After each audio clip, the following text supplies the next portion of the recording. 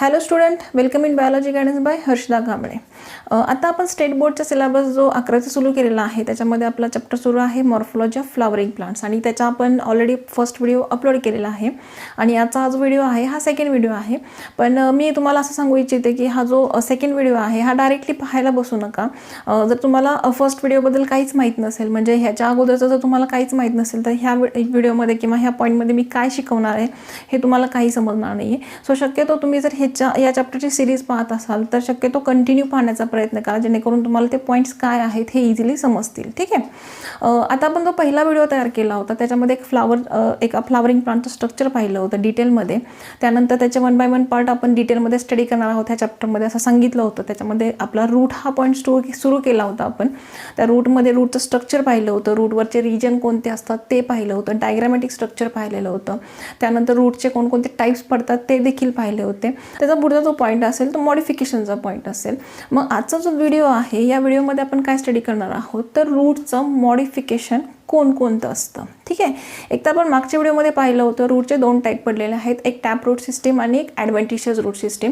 So according to this type जे modification झालेलं आहे ते मॉडिफिकेशन पण किती टाईपमध्ये असणार आहे तर 2 टाईपमध्ये असणार आहे. तर त्याच्या अगोदर आपल्याला हे माहीत असणं गरजेचं आहे की मॉडिफिकेशन म्हणजे काय. पहा, आपण ही जी डेफिनेशन इथे लिहिलेली आहे तर तुम्हाला शक्यतो 1 मार्काला ही डेफिनेशन पेपरला पडू शकते. आता ही जी ब्लॅकबोर्डवरची डेफिनेशन लिहिली आहे त्याच्यामध्ये सुरुवातीला रूट हा शब्द आहे. जर हा रूट हा शब्द जर तुम्ही रिमूव्ह केला तर ही प्रॉपर मॉडिफिकेशनची डेफिनेशन तयार होऊ शकते. मग मॉडिफिकेशन म्हणजे काय ते पहिल्यांदा पाहूया. तर समजा रूटला आपण अवॉइड केलं तर रूटच्या ऐवजी एखादा कुठलाही पार्ट घेतला तर any part of a plant have perform some special type of a function in addition to their normal function that develop some structural changes. म्हणजे याचं मिनिंग काय येणार आहे तर असा कुठलाही झाडाचा एखादा पार्ट की ज्याच्यामध्ये एखादं फंक्शन ॲड केलं जातं. म्हणजे याचं मिनिंग असं नाही घ्यायचं की त्याचं जे बेसिक फंक्शन आहे ते बेसिक फंक्शन चेंज होतं, नाही. त्याचं जे बेसिक फंक्शन असतं ते बेसिक फंक्शन आहे तसंच राहतं, पण त्याच्यामध्ये काहीच एक्स्ट्रा फंक्शन ॲड होतं आणि एक्स्ट्रा फंक्शन ॲड झाल्यामुळं त्याचं जे बेसिक स्ट्रक्चर असतं हे स्ट्रक्चर चेंज होतं. That is called as the modification. म्हणजे आता आपण जे स्टडी करणार आहोत ते मॉडिफिकेशन कशामधलं आहे तर रूटमधलं. तर रूटचं बेसिक फंक्शन काय आहे तर absorption of a water and minerals. समजा एखाद्या रूटला एक्स्ट्रा काम दिलं, म्हणजे आता एक एक्झाम्पल घेतलं आपण, कॅरेट घेतलं. ठीक आहे. Carrot is a root. आता जर कॅरेटला पाहिलं तर कॅरेटचा शेप कसा असतो, स्लाइटली सोलन असतो, म्हणजे तो फुगलेला असतो. नॉर्मली आपण मेथीचे वगैरे रूट पाहिले तर ते सोलन नसतात, ते एकदम असे थीन असे असते, पातळ असतात, बरोबर. मग कॅरेटला आणि जर मेथीच्या रूटला तुम्ही जर कम्पेअर केला तर त्याच्यामध्ये जे कॅरेट आहे हे थोडंसं फुगीर आहे का, कारण त्याचं एक्स्ट्रा फंक्शन काय आहे तर storage of a food material. तसं मेथीचं रूट कुठलंही स्टोरेज ऑफ फूड मटेरियल करू शकत नाही. मग त्याला फक्त एकच फंक्शन आहे, कुठलं तर वॉटरचं ॲब्सॉर्प्शन करणं, वॉटर आणि मिनरलचं ॲब्सॉर्प्शन करणं. म्हणजे त्याला कम्पेअर जर तुम्ही कॅरेटला पाहिलं तर कॅरेटमध्ये बेसिक फंक्शन आहे, वॉटरचं मिनरल्सचं ॲब्सॉर्प्शन करणं हे कॅरेटचं रूट करणार आहे, पण त्याला एक्स्ट्रा फंक्शन कुठलं भेटलं आहे तर स्टोरेज ऑफ फूड मटेरियल. म्हणून काय झालं आहे त्याचं जे स्ट्रक्चर आहे तो चेंज झाला आहे, म्हणजे कॅरेटचं काय झालेलं आहे मॉडिफिकेशन. ठीक आहे. म्हणजे बेसिकली एक्स्ट्रा फंक्शन ॲड झाल्यामुळं स्ट्रक्चरमध्ये होणारा change that is called as the modification. आणि असं मॉडिफिकेशन आपण आज कशामधलं स्टडी करणार आहे तर रूटमधलं. ठीक आहे. आता जसं मी आता मगाशी सांगितलं की रूटचे मेन 2 टाईप पडलेले आहेत. पहिला असेल टॅप रूट सिस्टीम, सेकंड असेल ॲडव्हेंटिशियस रूट सिस्टीम. आता तुम्ही जर ब्लॅकबोर्ड पाहत असाल तर मी मॉडिफिकेशनची काही लिस्ट केली आहे. आता ही लिस्ट करण्याचं कारण काय आहे तर तुम्हाला ह्याच्यावरती CETला किंवा 1-1 मार्कचा क्वेश्चन विचारला जाऊ शकतो. सो ही लिस्ट तयार करून ठेवली आहे. जमलं तर तुमच्यासमोर तुमची नोटबुक असेल तर प्लीज ह्या नोट्स तुम्ही तयार करण्याचा प्रयत्न करा. पहा आपण पहिल्यांदा काय करूया, ही जी लिस्ट आहे ह्या लिस्टमध्ये ॲक्च्युली मला काय सांगायचं हे समजून घेऊया आणि त्याच्यानंतर 1 by 1 part with diagram explain करण्याचा प्रयत्न करूया. तर त्यातलं फर्स्ट मॉडिफिकेशन कुठलं असेल तर टॅपरूट सिस्टीम.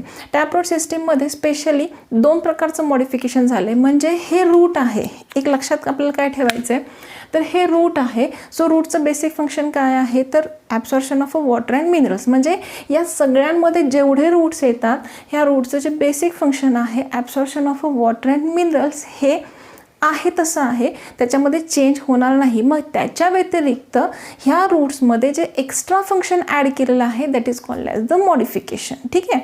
मग जर तुम्ही टॅपरूट सिस्टीम पाहिली तर टॅपरूट सिस्टीममध्ये असे कुठले फंक्शन्स ॲड करता येऊ शकतात तर ते 2 प्रकारचे आहेत. एक आहे ते स्टोरेज ऑफ फूड मटेरियल आणि दुसरं असेल तर फॉर रेस्पिरेशन. ठीक आहे. मग पहिला टाईप कुठला असेल स्टोरेज ऑफ फूड मटेरियल. मग सगळ्या टॅपरूट्समध्ये जे फूड मटेरियल स्टोरेज होतं त्या सगळ्या रूटचा शेप एकसारखा असतो का तर नाही. मग तो शेप वेगवेगळा असतो. म्हणून या मॉडिफिकेशनचे according to their shape 3 type पडलेले आहेत. पण त्यांचं कॉमन फंक्शन एकच असेल. कुठलं तर स्टोरेज ऑफ फूड मटेरियल हे त्यांचं मॉडिफिकेशन आहे. ठीक आहे. मग त्याच्यामध्ये फ्युजिफॉर्म टाईपचा रूट असेल, कोनिकल टाईपचा रूट असेल, नॅपिफॉर्म टाईपचा रूट असेल. म्हणजे तो कसा असतो काय असतो हे आपण पुढच्या पॉईंटमध्ये स्टडी करणार आहे.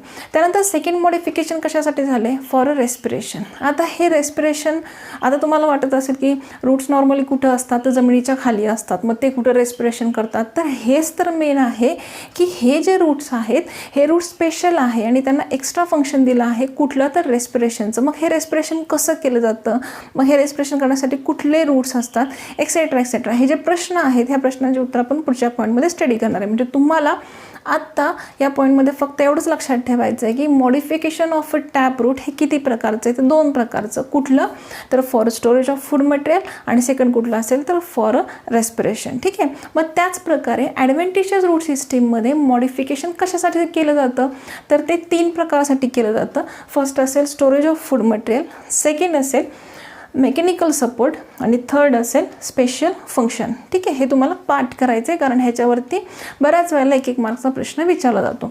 आता तुम्ही जर टॅपरूट सिस्टीम आणि ॲडव्हेंटिशियस रूट सिस्टीमचं मॉडिफिकेशन जर कम्पेअर केलं तर स्टोरेज ऑफ फूड मटेरियल हे 4 प्रकारचं आहे अकॉर्डिंग टू देअर शेप. हे आपण डिटेल नंतर पाहणारच आहोत. आता मेकॅनिकल सपोर्ट करण्यासाठी हे जे ॲडव्हेंटिशियस रूट्स असतात अकॉर्डिंग टू देअर स्ट्रक्चर हे परत चेंज होत जातात. त्याच्यानुसार ह्याचे टाईप्स पडलेले आहेत. हे देखील आपण डिटेलमध्ये पाहणार आहोत.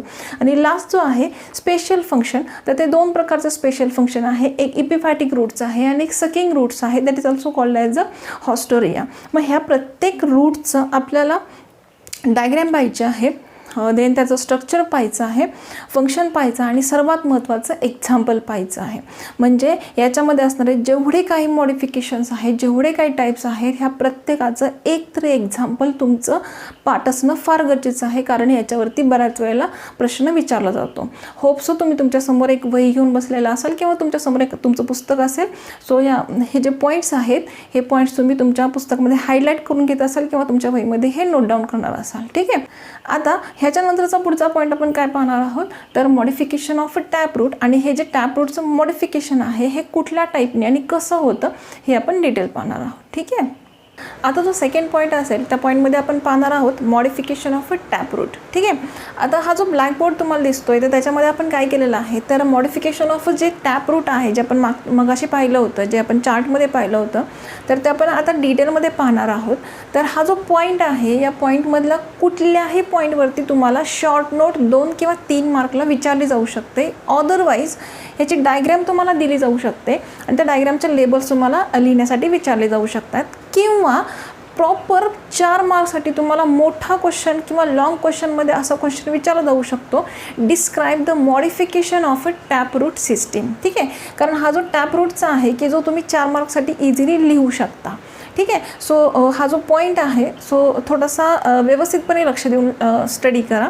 आता त्यातला फर्स्ट टाईप कुठला असेल पहा, म्हणजे modification of a tap root जेव्हा आपण स्टडी करतो तर modification of a tap root हे 2 टाईपसाठी झालेलं आहे.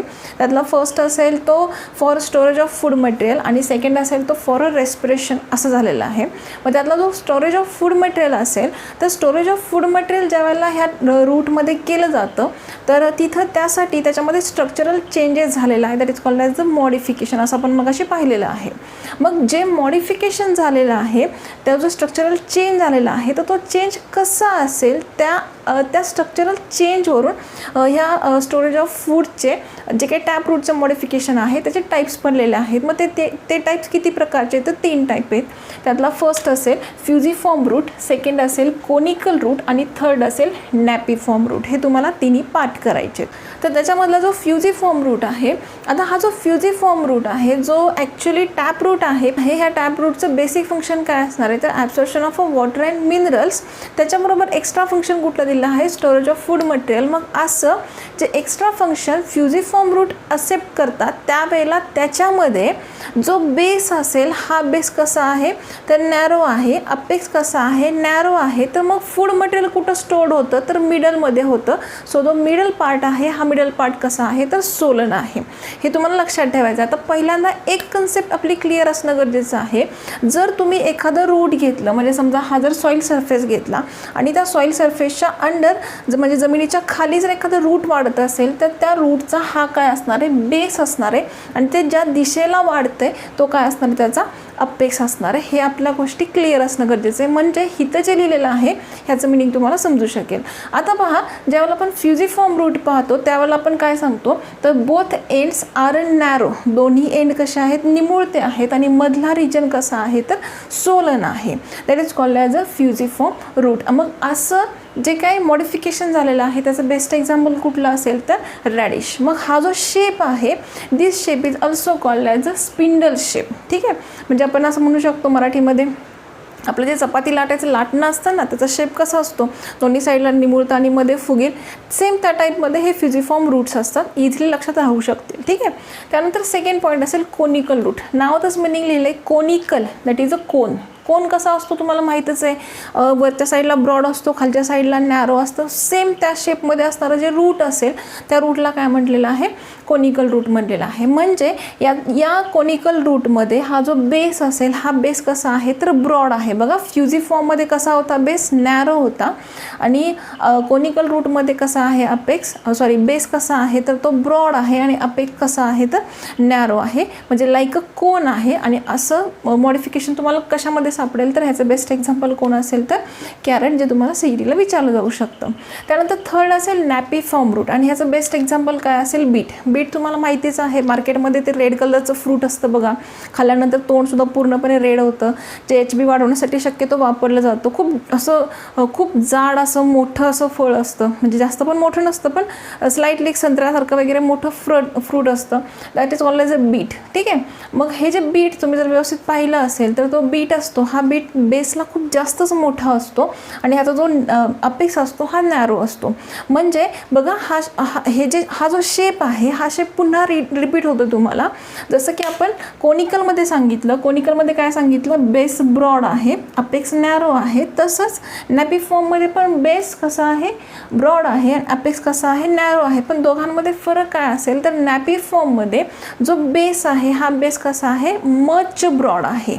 ठीक आहे, हायली सोलन आहे, त्यामुळं तो जो बेस आहे हा कसा झाला आहे स्पेरिकल इन शेप झालेला आहे. So that is called as a napiform root आणि याचं बेस्ट एक्झाम्पल काय असेल बीट असेल. तर तुम्हाला ह्या तिन्ही डायग्राम व्यवस्थित लक्षात ठेवायच्या आणि ह्याचे जे पॉईंट्स आहेत इझिली आहेत आणि इझिली तुम्हाला याच्यावरचे आउट ऑफ मार्क मिळू शकतात. ठीक आहे, आता त्यानंतरचा नेक्स्ट पॉईंट कुठला असेल तर modification of a tap root for respiration. आता हे जे रेस्पिरेटरी रूट्स असतात म्हणजे रेस्पिरेशनसाठी जे रूट्स तयार झाले आहेत तिचं also called as a respiratory roots, म्हणजे रेस्पिरेशन करतात ते म्हणून त्याला रेस्पिरेटरी रूट्स असं म्हटलं आहे. Also called as a pneumatophore roots. हा शब्द तुम्हाला लक्षात ठेवायचा आहे, कारण CETला किंवा 2 मार्कच्या शॉर्ट नोटला तुम्हाला शक्यतो रेस्पिरेटरी रूट हा शब्द न वापरता निमॅटोफोर रूट्स असा शब्द वापरतात. सो तिथे तुमचं थोडंसं कन्फ्युजन होऊ शकतं. ठीक आहे, आता ज्यावेळेला रेस्पिरेटरी रूट पाहता ठीक आहे. आता एक तर सर्वात महत्त्वाचं जे सगळे रूट्स असतात हे बिलो टू सॉईल सरफेस असतात, म्हणजे ते नेहमी कसे असतात, निगेटिव्हली फोटोट्रॉपिक आहेत पण पॉझिटिव्हली जिओट्रॉपिक आहेत, बरोबर. म्हणजे ते जमिनीच्या दिशेला वाढतात, जमिनीच्या विरुद्ध दिशेला कधीच वाढू शकत नाहीत, बरोबर. म्हणजे प्रकाशाच्या दिशेला ते कधीच वाढू शकत नाहीत. पण ज्यावेळेला अशा रूट्सला पाहता त्यावेळेला हे रूट्स तुम्हाला कुठं सापडतील, तर स्पेशली हे रूट्स हॅलोफाईट्स म्हणून ओळखले जातात, किंवा हे स्पेशली कुठे सापडतात, तर मार्शी प्लेसमध्ये सापडतात. म्हणजे कुठला area, that is also called as the water logged soil, म्हणजे सतत तिथं जी जमीन असते ह्या जमिनीवर सतत काही इंचामध्ये पाण्याचा लेअर असतो, म्हणजे ज्याला आपण मराठीमध्ये दलदलीच्या जागा अशी म्हणतो, म्हणजे सतत चिखलामध्ये भरलेली अशी जागा असते. सतत तिथली जी सॉईल असेल ह्या सॉईलवर सतत वॉटरचं कव्हरिंग असतं, त्याला मार्शी प्लेस म्हणतात आणि त्यालाच मँग्रोव्ह एरिया असं देखील म्हटलं जातं. मग तिथली जी झाडं असतात ती झाडं कशी वाढतात, जर कंटिन्यू, आता समजा आपण पावसाळा पाहिला असेल तर पावसाळ्यामध्ये जर समजा झाडांना सतत जास्त पाणी मिळालं तर त्याचा इफेक्ट काय होतो, तर त्याचे जे रूट्स असतात हे रूट्स काय होतात, विल्ट होतात, नासून जातात, ते वाढत नाहीत आणि झाड काय होतं, कोमेजून पुन्हा मरून जातं. मग त्या एरियामध्ये ॲक्च्युली काय होत असेल, जर कंटिन्यू म्हणजे वर्षाचे 12ही महिने जर तिथं सॉईलवरती पाण्याचा लेअर असेल तर तिथले जे रूट्स असतील हे रूट रेस्पिरेशन कसे करत असतील, तर त्यांच्यामध्ये स्पेशल मॉडिफिकेशन झालेलं आहे. आणि ते मॉडिफिकेशन कशासाठी असेल, तर फॉर रेस्पिरेशन. म्हणजे ह्या रूटमध्ये काय झालेलं असतं, तर ह्या रूटमध्ये शक्यतो जी सॉईल असते ही नेहमी वॉटरनी लॉग्ड असल्यामुळं इथले जे रूट्स असतात हे रूट्स शक्यतो निगेटिव्हली जिओट्रॉपिक असतात. हा पॉईंट तुम्हाला इथे लक्षात ठेवायचा आहे. नॉर्मल रूट कसे असतात, पॉझिटिव्हली जिओट्रॉपिक असतात, म्हणजे ते जमिनीच्या दिशेने वाढतात. पण हे जे रूट्स असतात हे रूट्स कसे असतात, जमिनीच्या दिशेने वाढत नाहीत, कारण तिथं काय असतं, सतत वॉटर लॉग्ड सॉईल असतात. म्हणजे हे कसे आहेत, निगेटिव्हली जिओट्रॉपिक आहेत. मग ते कसे वाढतात, तर ते अपोजिट टू सॉईल सरफेस वाढतात. म्हणजे ते व्हर्टिकली अपवर्ड साईडला वाढतात, म्हणजे वरच्या साईडनी पुन्हा उभे असे वाढण्याचा प्रयत्न करतात. का, तर फॉर रेस्पिरेशन, कारण त्या झाडांना जगण्यासाठी ऑक्सिजनची गरज असते. म्हणजे तुम्ही ज्या वेळेला हे रूट्स पाहता किंवा हे जे झाडं पाहता, हे जे प्लांट्स पाहता, त्यावेळेला समजा ते एक इमॅजिनेशन केलं, हे झाड आहे, या झाडाचे रूट्स जे आहेत हे रूट्स काय झालेत, वॉटर लॉग्ड सॉईलमध्ये आहेत. पण त्यांना श्वास घ्यायचा आहे, त्यांना ऑक्सिजन हवा आहे, पण सॉईल वॉटरमधला ऑक्सिजन त्यांना घेता येत नाही. सो ते काय करतात, अपोजिट टू सॉईल सरफेस वाढायला सुरुवात होतात. म्हणजे व्हर्टिकली अपवर्ड वाढतात आणि व्हर्टिकली अपवर्ड वाढल्यामुळे ते कुठं आले, जमिनीच्या वरच्या साईडला आलेत आणि कोनिकल शेपमध्ये असतात. मग जे कोनिकल शेपमध्ये above to soil surface growth होतात त्या रूट्सला काय म्हटलेलं आहे, तर रेस्पिरेटरी रूट्स किंवा नेमॅटोफोर रूट्स असं म्हटलं आहे. ते काय करतात, तर रेस्पिरेशन करतात. मग रेस्पिरेशन करण्यासाठी जे अबोव टू सॉईल सरफेस आलेले जे रूट्स आहेत हे रूट्स रेस्पिरेशन कसे करतात, तर यांच्यावरती मायन्यूट असे पोर्स असतात, म्हणजे त्याच्यावर छोटे छोटे छिद्र असतात आणि ते जे ओपनिंग असतात त्या ओपनिंगला काय म्हटलेलं आहे, it is called as a lenticels. आणि ह्या लेंटिसेल्सबद्दल तुम्हाला CETला खूप वेळा प्रश्न विचारतात. नेमॅटोफोर रूट्स आणि लेंटिसेल्स यांचं जे नातं आहे हे तुम्हाला विसरून चालणार नाही आहे. ठीक आहे. म्हणजे तुम्हाला ह्या पॉईंटमध्ये लक्षात काय ठेवायचं आहे, तर हे सतत वॉटर लॉग्ड सॉईल जिथं असेल तिथे असतात, त्यांना रेस्पिरेशन करता येत नाही. सो ते निगेटिव्हली जिओट्रॉपिक असतात. मग ते कसे वाढतात, तर व्हर्टिकली अपवर्ड वाढतात आणि अबोव टू सॉईल सरफेस आल्यानंतर त्याच्यावर जे मायन्यूट पोर्स असतात त्यांना लेंटिसेल्स म्हणतात. त्याची हेल्प घेऊन काय करतात, तर ते ग्रोथ होत असतात आणि गॅसेसचं एक्सचेंज करतात. मग असे रूट्स कुठं सापडतात, ह्याचं बेस्ट एक्झाम्पल काय असेल, तर रायझोफोरा. हे तुम्हाला लक्षात ठेवायचं आहे. आणि ही डायग्राम जमली तर लक्षात ठेवण्याचा प्रयत्न करा. होप्सो मी हे जे पॉईंट्स लिहून देते ते तुम्ही वहीमध्ये नोट डाऊन करून ठेवत असाल. आता पुढचा जो पॉईंट असेल, ह्या पॉईंटमध्ये आपण काय पाहणार आहोत, modification of a adventitious root system. ठीक आहे.